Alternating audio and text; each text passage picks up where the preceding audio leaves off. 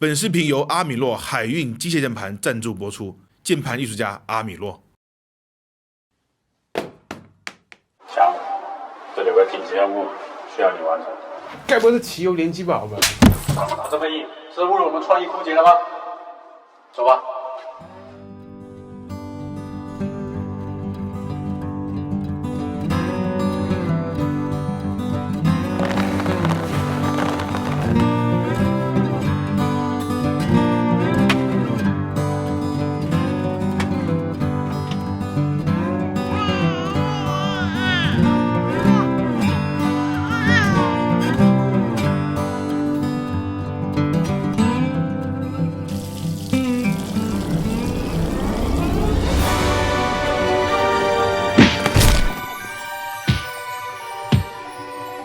今时今日，你还是网络太差，还在一个人危险的送货吗？快用汽油联机宝连接全世界，寻求帮助吧。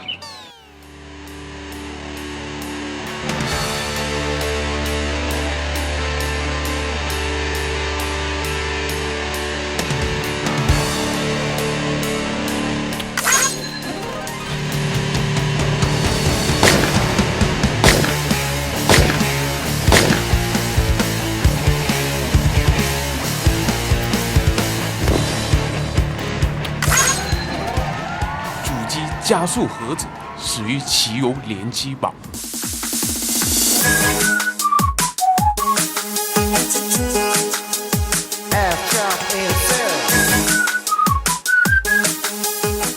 嘿，各位华人玩家，你们好，感谢收看 Game 就找游戏，我是聂俊。不管评论再高的游戏啊，都能够轻易找到不喜欢的群体啊，就连我们这么小的团队呢，都对很多年度大作抱有不同的看法。然而，任天堂的健身环大冒险啊，似乎是个例外啊。在远古的2019年里啊，这游戏在我可接触的范围也获得了压倒性的一致好评。但凡体验过的，都对它赞不绝口啊。要不是某宝价格居高不下啊，公司还真是恨不得人手一个全民健身。如果 TGA 有年度最佳种草游戏这个奖项的话呢，健身环大冒险可以直接夺冠了。或许会有硬核玩家不喜欢这种体感游戏。或者不怎么运动的玩家呢，不想尝试这种游戏，又或者是有阅历的玩家觉得这种游戏啊，V 时代就腻了。总之，它虽然引发了轻度玩家的关注，但可能很多核心玩家并不买账啊。如果这么觉得，那我要说，你小看这个游戏了。其实它是个很硬核的 RPG 游戏哦。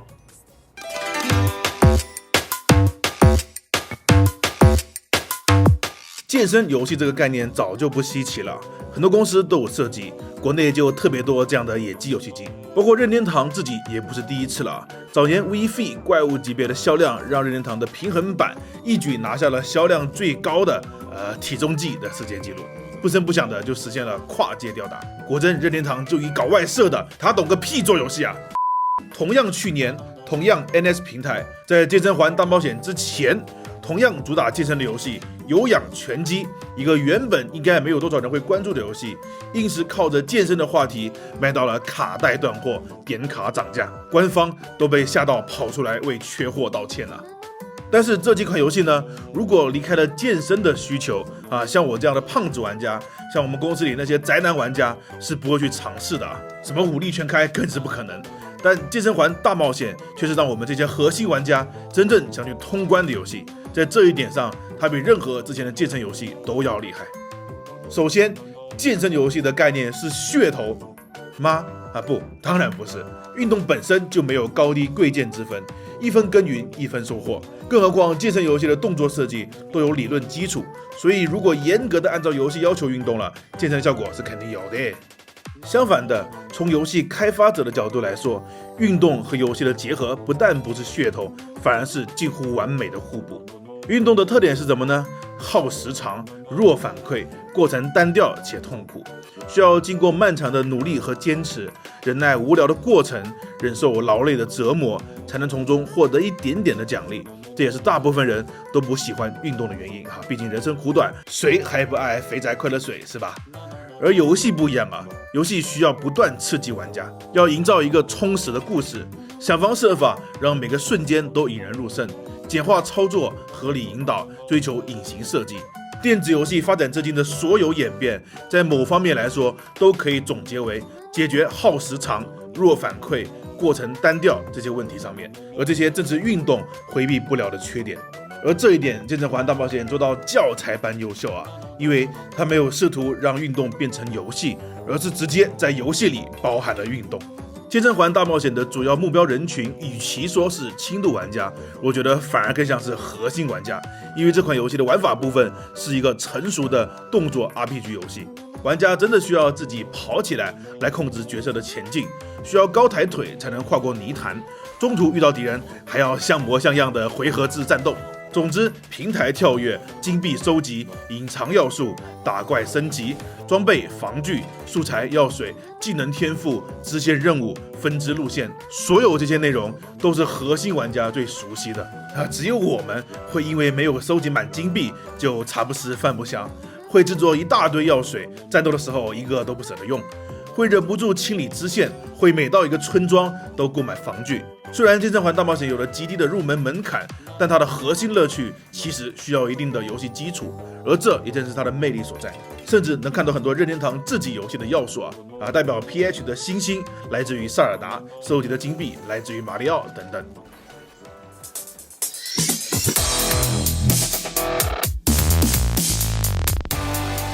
先是游戏，然后才是运动，而不是把运动强制做成游戏。正是因为这种理念的微妙变化，我们能在健身环大冒险中看到传统游戏设计上的惯用技巧。例如，我们之前不止一次的在任天堂的视频里提到减法设计，就是尽量让游戏的机制来配合玩家的操作。这一点这个 Ring-Com 就是最好的体现推、拉、位移、旋转，基本功能也就这几样。但到了游戏里，任天堂就是能给你玩出花来发射空气炮、打碎箱子、撞开大门、吹动风车、跳跃浮空防御、压碎巨石、驾驭板车、滑翔缆绳、吸收道具、激流划船，还有辅助玩家实现游戏里各种各样的健身动作。就这么多，还没把绑在腿上的另一个 Joy-Con 算上呢，否则还得有跑步、爬楼梯、过泥潭等等一堆动作。最厉害的是，所有这些动作都还符合游戏操作的直觉，学习成本极低，虽然是游戏小白也能毫无障碍的快速上手。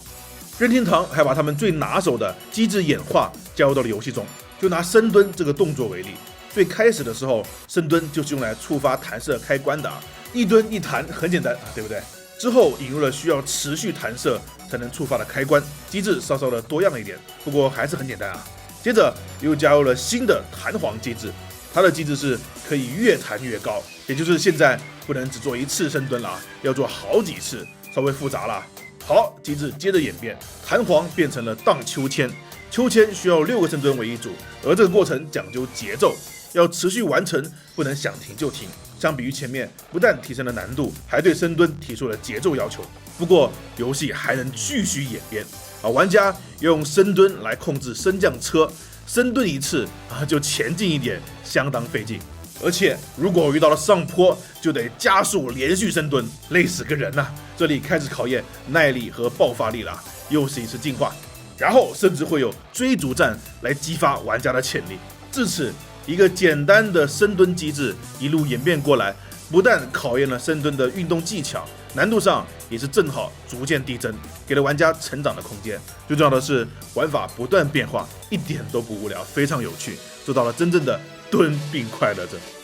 然而，大家以为这样就结束了吗？不，这太小看任天堂了深蹲的机制还能演变，这回又回到了最初的弹射开关，只不过现在开关与开关之间出现了连续掉落的钉刺滚筒，玩家需要看准时机深蹲，所以第一次出现了明显的危险。没想到吧？这次不玩什么运动套路了，直接又回到了游戏过关本身的乐趣上面。而深蹲只是游戏中众多的机制之一，随着流程推进，会解锁更多新的机制。一开始遇到宝箱打开就行，后面宝箱会逃跑了呀。再后来需要一边高抬腿一边追宝箱。虽说是健身游戏，但健身环大冒险带给我的惊喜，并不亚于一个精致的传统游戏。哪怕完全剥离运动的部分，游戏也是非常完整的。任天堂认真玩起机制来，还真没几个人比得过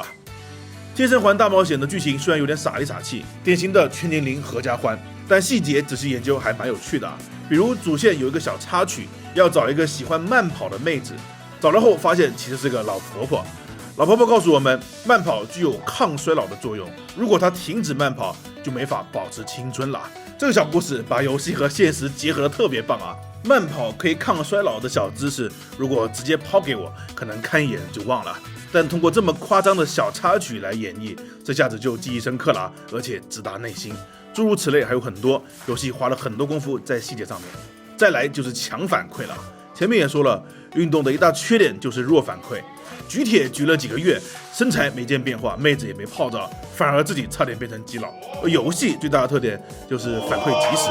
这也是健身环着重放大的部分。如大家所见，游戏的战斗肢体大的就像开了老人模式，画面也能直接反映玩家的行为。激烈的动作和舒缓的瑜伽会有不同的反馈。跑步时腿抬得更高，角色也跳得更远。头发的火焰大小对应着玩家动作是否正确。每次施展动作，实际用力的部位会在角色上高亮显示，一旁的演示还会标记出具体部位的名称，让人有种好像真的在燃烧部位的错觉。防御攻击的时候，腹肌盾牌随着玩家力量的大小而变化。我还特别喜欢这个啤酒肚慢慢变成8块腹肌的动画，有很强的心理暗示。而且所有动作都有极具辨识度的音效，加上震动反馈，做各种动作其实可以不用看屏幕盲操的。游戏有作文语音，在战斗的过程，语音会和玩家互动，什么真棒、完美、加油，还有一半，还有5下，真的就像一个私人教练一样，不断的鼓励玩家。果然，健身游戏中文配音还是很有必要的啊，只可惜不能换成妹子的声音。其次，在 RPG 养成方面，游戏也有意的增加反馈频率，特别是升级啊。一般游戏等级都是越升越慢啊，但健身环大冒险刻意缩小了这种趋势，只要正常战斗的关卡，一般2关升级一次，有时1关就能升级啊。玩家可以频繁的感觉到自己变强了，还没变秃。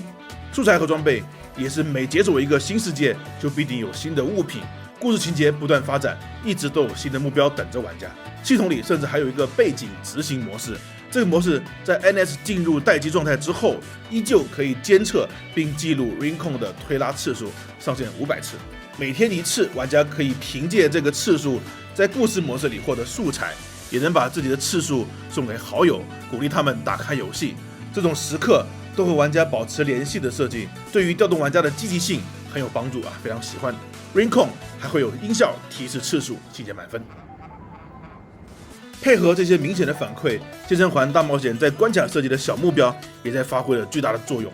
还是拿深圳为例啊，6个一组的荡秋千连续过3个，我也只是觉得有点累啊，强度还好。但如果长期重复的做，那就不是累的问题了，是太无聊了。我为什么这样做呢？老任很清楚玩家这种心理啊，所以游戏会用各种方式来推动玩家完成关卡，比如一个需要玩家大量奔跑的地图，老任很鸡贼的故意给这关加入了加速履带，玩家一路都是加速奔跑，但相对的路程也比其他关卡长很多，一来一回啊，其实还是跑了更多的路，但玩家却不会有抵触心理，反而觉得一路加速极度舒爽。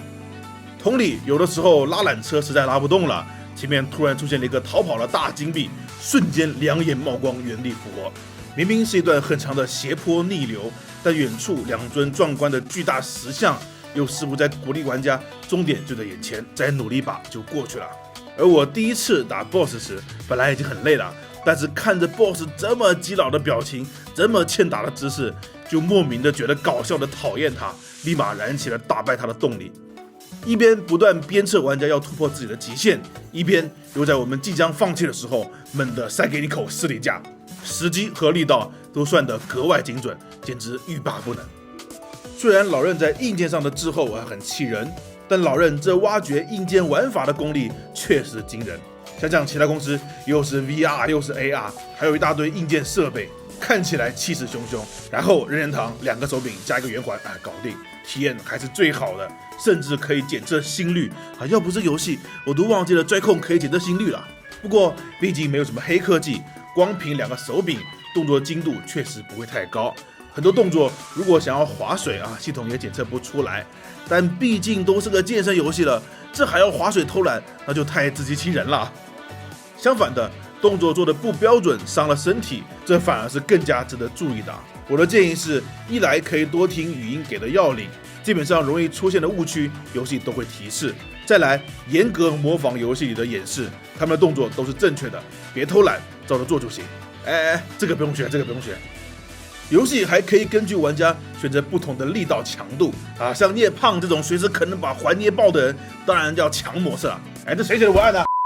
运动游戏出现这么多，但健身环大冒险就能让玩家有玩游戏的感觉，它甚至都不强迫玩家运动。热身时语音会提示不必勉强，动作做不到位可以借助道具。游戏每完成2到3个小关，系统还会主动提示玩家是否要休息，而且这个提示会一直循环出现，直到玩家退出游戏。提示玩家离开游戏，这在别的公司是想都别想的，也让我感触颇深啊！它真的只是想让玩家健康，而非机械的完成任务。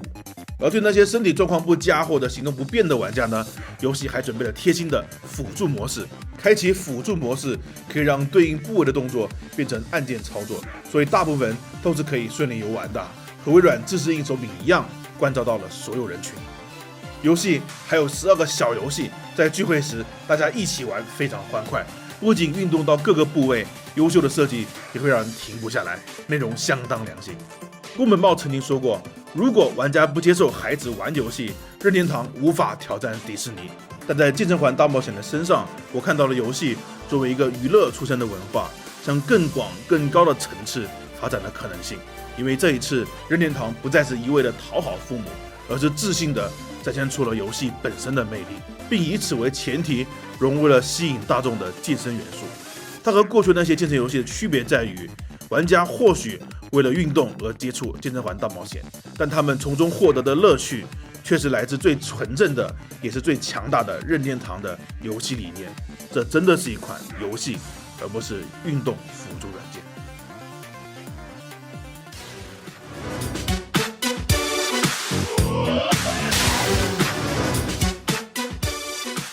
我在年度胡乱颁奖的视频里说过，这个游戏已经引起一些学术机构关注了。比如我曾经报考的多伦多 Sheridan College 就在研究这个游戏对非玩家群体的影响。我的朋友刘梦飞老师毕业于清华的博士，现在在北师大里面研究游戏化设计啊，注意，可不是研究如何开发游戏哦，而是研究电子游戏对现实的影响，并反过来用游戏的设计理念去影响现实。未来有机会请他来跟我们分享一下这方面的工作啊。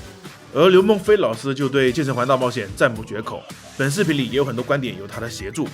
在此并不是想证明任天堂有多么牛逼啊，做出个这么厉害的游戏，这种游戏的出现是迟早的，任天堂只是确实有这个能力先人一步，但这仍然得益于电子游戏的技术进步。曾几何时，游戏机只是极客们的玩具，现在它有强大的传感器能够捕捉动作，有精巧的体积让其便携，有强大的性能表现力去吸引大众的眼球，有更成熟的理念设计去扩大游戏的影响。我在国美分享演讲的时候呢，就提到过，我认为光靠把对游戏有偏见的老一代熬死的想法并不能为游戏证明，也无法发挥游戏的好处，更无法根除游戏的坏处。这是种赌气的方式不可取。我们应该主动让游戏去感化他们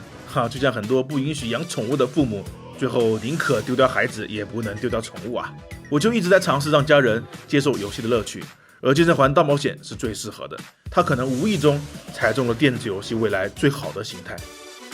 当然，即便是玩家自己，仍然有大部分人不把游戏当回事，发泄式的娱乐，不爱玩就谩骂，过度游戏而荒废生活，用盗版却洋洋得意等等啊。但我这个尾巴也是希望各位知道，同样也有一帮人用游戏做出了健身环大冒险这么优秀的作品，也同样有许多高等学府的天骄才子在认真研究它的美好未来。这条路很难，也要面临很大压力。但每次我去上海、北京参加各种行业的聚会，看见那么多有才之人仍然选择这条路，并艰辛地负荆前行我就无比动容。这是一种类似传教的心态先严于律己，后感化他人。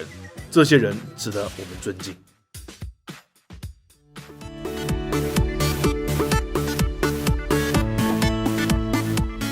老实说，如果想靠健身环大冒险来练成巨石强森那样的肌肉男是不太可能的。想要雕刻肌肉线条，还是要去健身房，冒着各种风险去好好练习。再退一步，如果本身就没有意愿健身，那这个游戏同样没办法帮到你但如果是像我一样，其实是有运动减重的意愿，但苦于工作找不出时间去健身房，也没有耐心做无聊的动作哈，我为什么能够坚持练习健到10年？就是因为我坚持不了其他运动，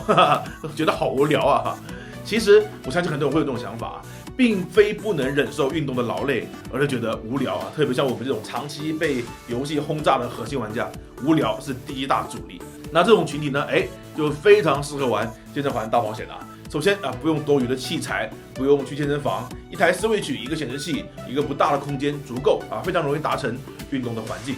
第二，好玩、有趣、有动力哈，会让人真的想通关而去玩。光是游戏1周末内容呢，也足够撑个2-3个月的时间，多周末内容呢也足够丰富。那有没有效果呢？只要不偷懒、不划水啊，肯定是有效果的。各位在各大视频网站搜索下，就能看到很多已经坚持1-2个月的UP主打卡。当然，再好的健身游戏，运动起来依然是很劳累的，所以呢，坚持仍然是第一要素。因此买之前考虑好啊，没有毅力的啊，买了吃灰可不要怪我啊。好了，下一期是春节放假前的最后一期，我们且干且珍惜吧。Game 可以都在，我是连俊。